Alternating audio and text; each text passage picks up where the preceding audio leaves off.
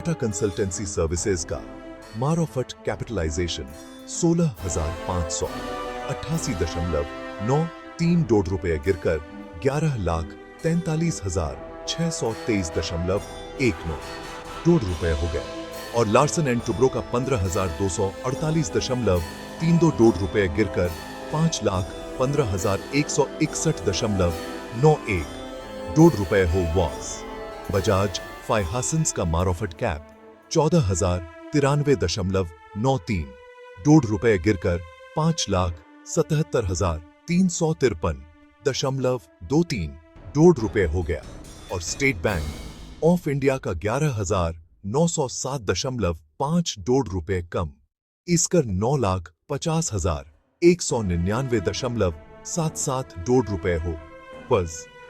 इन्फोसिस का मारोफट वैल्यूएशन 7,810.77 रुपए गिरकर 6,94,078.82 रुपए हो वाज।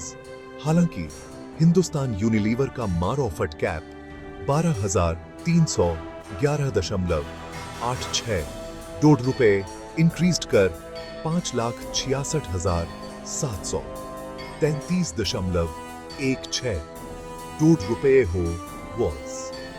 रिलायंस इंडस्ट्रीज सबसे वैल्यूड फर्म पींगी हुई है, जिसके बाद HDFC bank, TCS, Bharti Airtel, ICICI bank, State Bank of India, Infosys, Bajaj Finance, Hindustan Unilever और लार्सन एंड टुब्रो आइसन।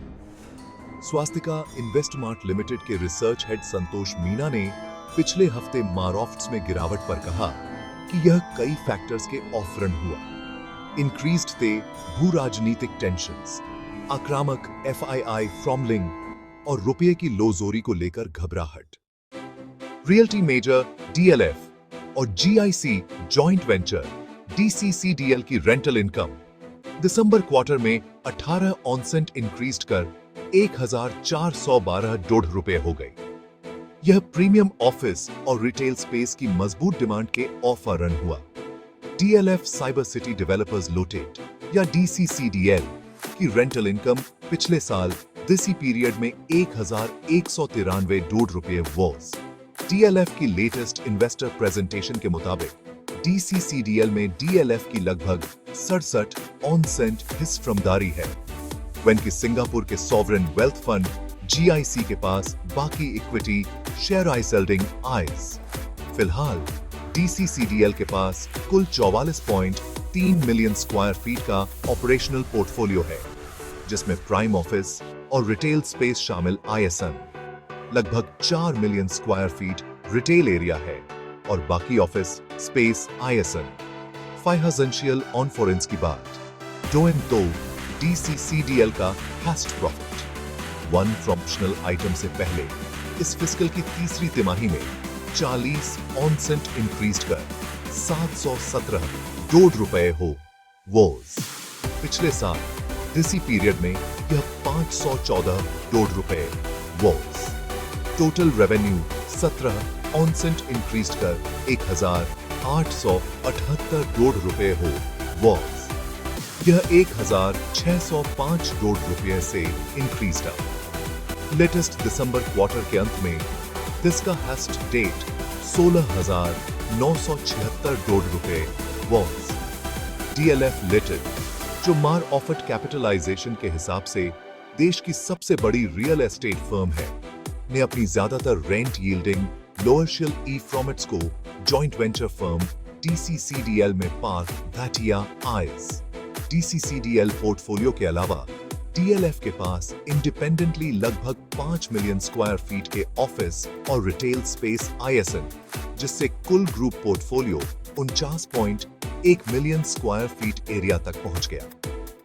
IS टोटल ऑफिस और रिटेल स्पेस पोर्टफोलियो में ऑक्यूपेंसी लेवल क्रमशः 94% और 97% इज।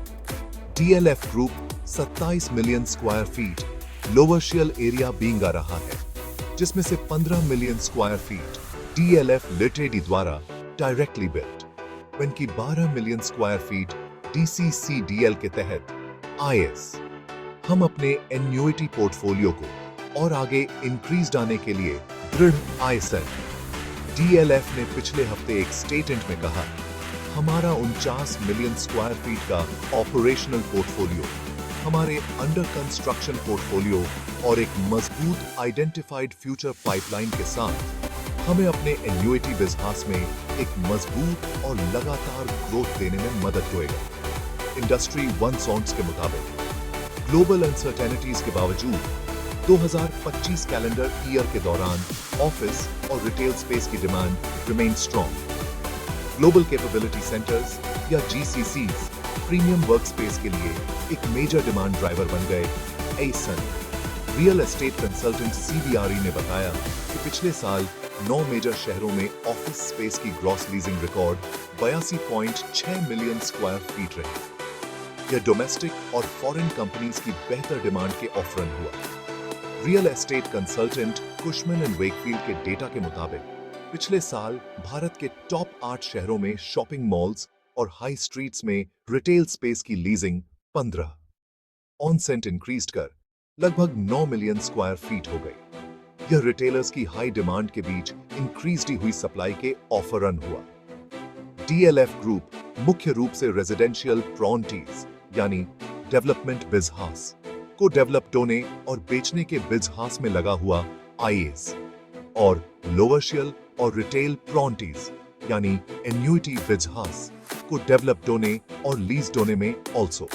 जिसने अब तक 185 से ज्यादा real estate projects develop that A eigen, जिनका कुल एरिया 352 मिलियन स्क्वायर फीट से ज्यादा आइस। फिलहाल DLF के पास रेजिडेंशियल और लोअरशियल फ्रॉम गिंट्स में 280 मिलियन स्क्वायर फीट का डेवलपमेंट पोटेंशियल आइस।